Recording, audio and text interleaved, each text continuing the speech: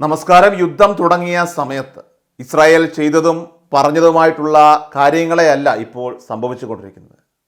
ആ കാര്യങ്ങളുമായി തമ്മിൽ വളരെയധികം വ്യത്യാസമുണ്ട്.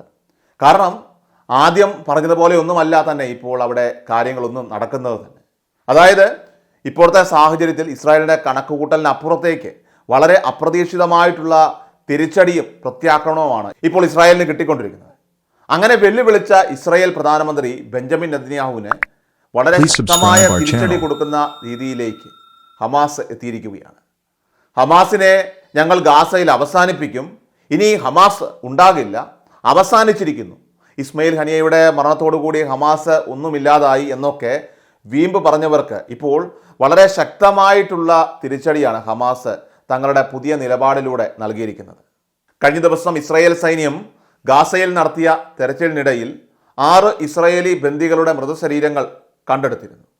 ആ മൃതശരീരങ്ങൾ കണ്ടെടുത്ത സംഭവത്തിന് പിന്നാലെയാണ് ഇസ്രായേൽ ആകമാനവും അതോടൊപ്പം തന്നെ അന്താരാഷ്ട്ര തലത്തിൽ പോലും ഇസ്രായേൽ പ്രധാനമന്ത്രി ബെഞ്ചമിൻ നെതന്യാഹുവിനെതിരെ വലിയ രീതിയിലുള്ള ഒരു പ്രതിഷേധ നിലപാട് രൂപപ്പെട്ടത്. അമേരിക്കൻ പ്രസിഡന്റ് ജോ ബൈഡൻ ആകട്ടെ ഈ വിഷയത്തെ വളരെ ഞെട്ടിക്കുന്ന സംഭവമാണ് എന്ന ഒരു പ്രസ്താവനയോടെയാണ് സ്വീകരിച്ചത് തന്നെ.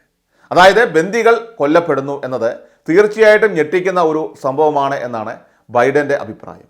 അത്തരം സാഹചര്യങ്ങൾ ഇനി ഒരിക്കലും സംഭവിച്ചുകൂടാ എന്ന രീതിയിലാണ് ബൈഡൻ മാധ്യമങ്ങളോട് പ്രതികരിച്ചത്.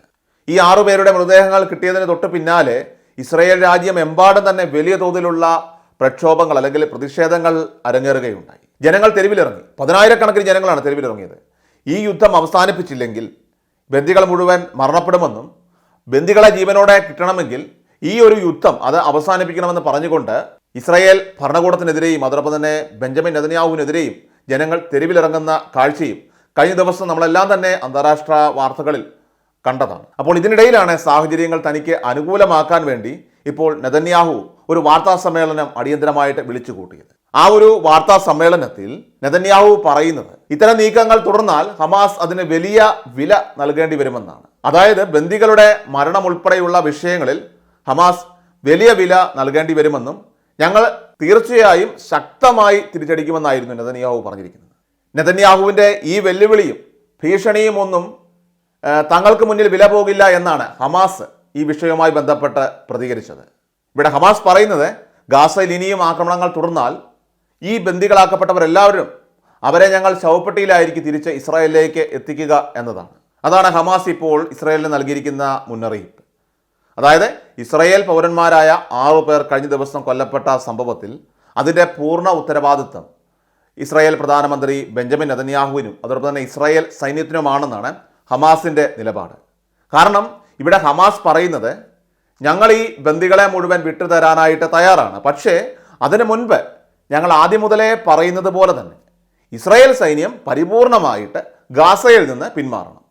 അങ്ങനെ പിന്മാറാതെ ഒരു ചർച്ചയ്ക്ക് ഒരു കോംപ്രമൈസിന് ഞങ്ങൾ തയ്യാറല്ല, ഞങ്ങൾക്ക് താല്പര്യമില്ല. കാരണം ഗാസയിലെ ജനങ്ങളെ കൂട്ടത്തോടെ കൊന്നൊടുക്കുന്ന നടപടി, ഗാസയിലേക്ക് തുടർച്ചയായിട്ട് നടത്തിക്കൊണ്ടിരിക്കുന്ന വ്യോമാക്രമണങ്ങളെല്ലാം തന്നെ അവസാനിപ്പിച്ചുകൊണ്ട് ഫലസ്തീനിൽ നിന്നും ഇസ്രായേൽ സൈന്യം പരിപൂർണമായിട്ട് പിന്മാറാതെ ഒരൊറ്റ ബന്ദിയെയും ഞങ്ങൾ വിട്ടു തരില്ല എന്നാണ് ഹമാസ് ഇപ്പോൾ മുന്നറിയിപ്പ് കൊടുത്തിരിക്കുന്നത്. ഇതോടൊപ്പം തന്നെ ഹമാസ് പറയുന്ന മറ്റൊരു കാര്യം, ഇങ്ങനെ ഒരു പിന്മാറൽ നീക്കം ഇസ്രായേലിൻ്റെ ഭാഗത്തുനിന്ന് ഒരു പക്ഷേ ഉണ്ടായാൽ, അതായത് ഇസ്രായേൽ സൈന്യം പൂർണ്ണമായിട്ട് ഗാസയിൽ നിന്ന് പിന്മാറിയാൽ ഉടൻ തന്നെ ബന്ദികളെ വിട്ടു നൽകാൻ അവർ തയ്യാറാണ് എന്നും ഹമാസ് ഉറപ്പ് നൽകിയിരിക്കുകയാണ്. അതായത് നിലവിലിപ്പോൾ ഈ ബന്ദികൾ കൊല്ലപ്പെടുന്ന ഗുരുതരമായിട്ടുള്ള സാഹചര്യവും അതോടൊപ്പം തന്നെ ഈ സാധാരണക്കാരായിട്ടുള്ള ഇസ്രായേലിലെ പൗരന്മാർ അവർ കൊല്ലപ്പെടുന്ന ഈ ഗുരുതരമായിട്ടുള്ള സാഹചര്യത്തിൻ്റെ പരിപൂർണമായിട്ടുള്ള ഉത്തരവാദി എന്ന് പറയുന്നത് നെതന്യാഹു ആണ് എന്നാണ് ഈ ഹമാസ് പറയുന്നത്. ഇസ്രായേൽ സൈന്യം പലസ്തീനിലേക്ക് കടന്നു കയറിക്കൊണ്ട് നടത്തുന്ന ആക്രമണങ്ങളാണ് ശരിക്കും ഈ ബന്ദികളുടെ മരണത്തിൽ കലാശിക്കുന്നത്. അതുകൊണ്ട് ഇനിയും ഈ വിധത്തിൽ ആക്രമണം തുടരാനാണ് ഇസ്രായേലിൻ്റെ പ്ലാനെങ്കിൽ തീർച്ചയായിട്ടും 100 കണക്കിന് ശവപ്പെട്ടികൾ ഇസ്രായേലിലേക്ക് നെതന്യാഹുവിന് ഞങ്ങൾ കൊറിയറായിട്ട് എത്തിക്കും എന്നാണ് ഹമാസിൻ്റെ മുന്നറിയിപ്പ്. ഹമാസിൻ്റെ ഈ ഒരു മുന്നറിയിപ്പ് ഇസ്രായേലിലെ പൊതുസമൂഹത്തിൽ വലിയ രീതിയിലുള്ള ചില കോളിളക്കങ്ങൾ, ചില ചലനങ്ങൾ സൃഷ്ടിച്ചിട്ടുണ്ട്. ഇതാണ് ഏറ്റവും പ്രധാനപ്പെട്ട കാര്യം. കാരണം കഴിഞ്ഞ ദിവസം ഇസ്രായേലിലെ തൊഴിലാളി സംഘടനകൾ അവിടെ വലിയ രീതിയിലുള്ള ഒരു രാജ്യവ്യാപക പണിമുടക്ക് സംഘടിപ്പിച്ചിരുന്നു. അത് ഇസ്രായേൽ പ്രധാനമന്ത്രി ബെഞ്ചമിൻ നെതന്യാഹുവിൻ്റെ യുദ്ധനയവുമായിട്ട് ബന്ധപ്പെട്ട് ആ യുദ്ധനയത്തിന് എതിരായിട്ട് പ്രഖ്യാപിച്ചതാണ്. അതായത് യുദ്ധം ഇനിയും മുന്നോട്ട് കൊണ്ടുപോയാൽ ബന്ദികളെല്ലാവരും തന്നെ മുഴുവൻ കൊല്ലപ്പെടും. മാത്രമല്ല ഇസ്രായേലിൻ്റെ ആഭ്യന്തര സുരക്ഷ പോലും അത് അവതാളത്തിലാക്കും. മാത്രമല്ല ഇസ്രായേൽ എന്ന രാജ്യത്തിന് തീർച്ചയായിട്ടും ആ ഒരു യുദ്ധം അത് വലിയ നാശമുണ്ടാക്കുമെന്ന് ആ രീതിയിലുള്ള മുദ്രാവാക്യങ്ങളും അതുപോലെ തന്നെ പ്ലക്കാർഡുകളുമൊക്കെ ഉയർത്തിപ്പിടിച്ചുകൊണ്ട് ഈ ബന്ദികളായവരുടെ ഫോട്ടോകളൊക്കെ ചിത്രങ്ങൾ പതിച്ച പ്ലക്കാർഡുകളൊക്കെ ഉയർത്തിപ്പിടിച്ചുകൊണ്ട് എത്രയും വേഗം ഈ യുദ്ധം അവസാനിപ്പിക്കണമെന്ന് പറഞ്ഞുകൊണ്ട് ഇസ്രായേൽ ഭരണകൂടത്തിന് മേൽ സമ്മർദ്ദം ചെലുത്തുക എന്ന ലക്ഷ്യത്തോടു കൂടിയാണ് അവിടെ ആ ഒരു വലിയ പണിമുടക്ക്, രാജ്യവ്യാപക പണിമുടക്ക് അവർ പ്രഖ്യാപിച്ചത്. പണിമുടക്ക് മാത്രമല്ല, 10,000-കണക്കിന് ജനങ്ങളാണ് ടെല്ലവീവ് ഉൾപ്പെടെയുള്ള ഇസ്രായേലിലെ പ്രധാനപ്പെട്ട നഗരങ്ങളിൽ തെരുവുകളിൽ ഇറങ്ങി നിൽക്കുന്ന കാഴ്ച നമ്മളെല്ലാവരും തന്നെ കണ്ടത്. അപ്പോൾ അവരെല്ലാവരും തന്നെ പറയുന്നത്, പൊതുസമൂഹം പറയുന്നത്, ബന്ദികളെ ജീവനോടെ കിട്ടണമെങ്കിൽ ഇനി യുദ്ധത്തിൻ്റെ പാതയിൽ പോയിട്ട് കാര്യമില്ല, മറിച്ച് ഈ ബന്ദികളെ മുഴുവൻ തിരിച്ചു കിട്ടാനുള്ള ഒരേ ഒരു വഴി എന്ന് പറയുന്നത് ഈ യുദ്ധം അത് അവസാനിപ്പിക്കുക എന്നത് തന്നെയാണ്. അതുകൊണ്ട് ഹമാസ് പറയുന്നത് കേൾക്കുകയും ഹമാസുമായി ഒരു വെടിനിർത്തൽ കരാർ അല്ലെങ്കിൽ ഒരു ധാരണ ഉണ്ടാക്കുക എന്നതാണ്.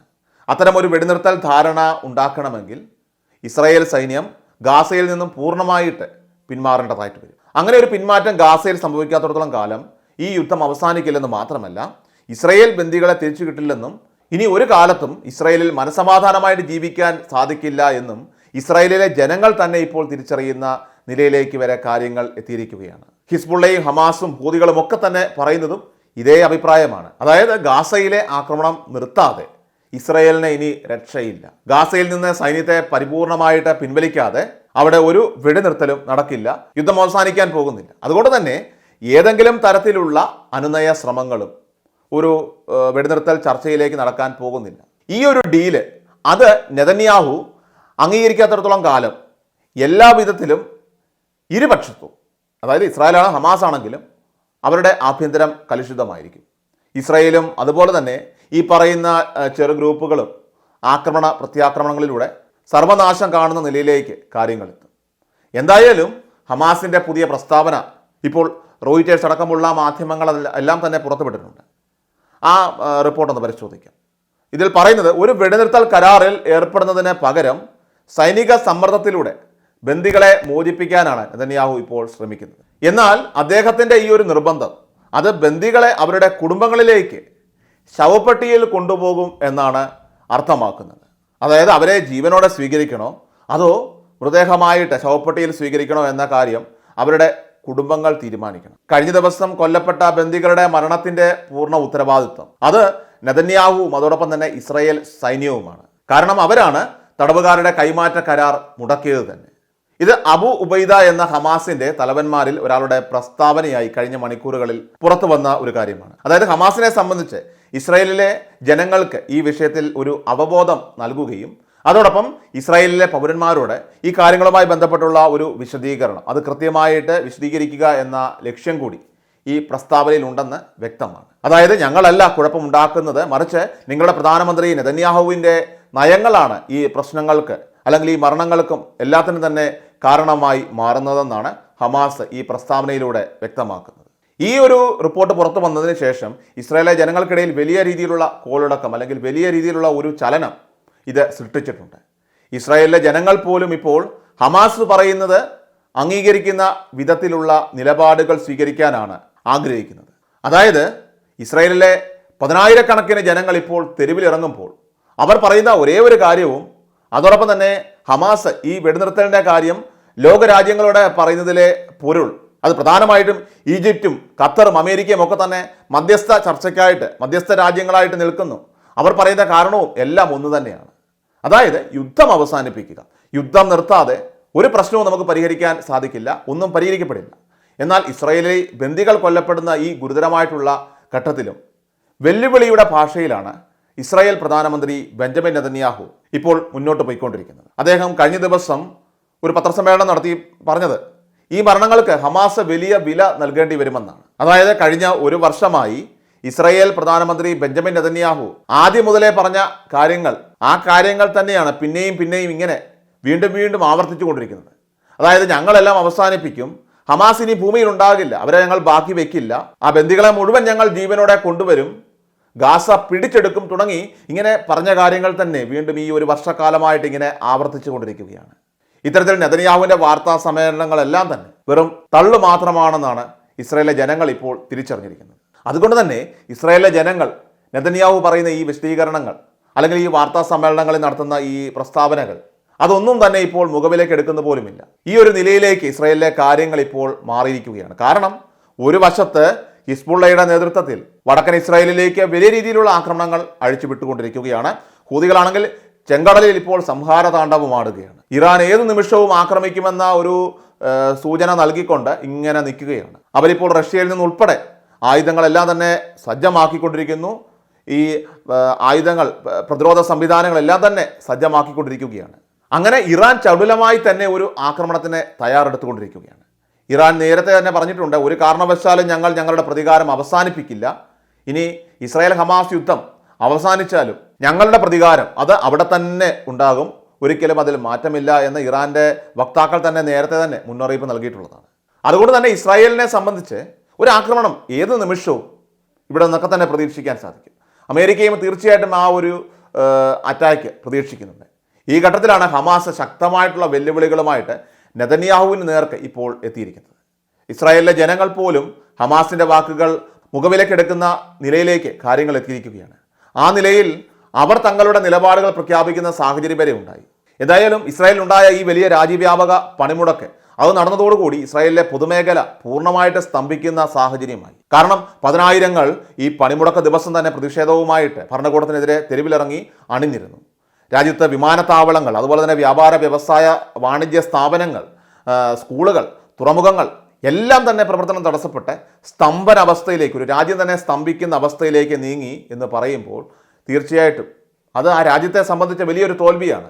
ഇത്തരത്തിൽ രാജ്യം സ്തംഭിച്ച വാർത്ത ഇസ്രായേലി മാധ്യമങ്ങൾ തന്നെ റിപ്പോർട്ട് ചെയ്തിരുന്നു.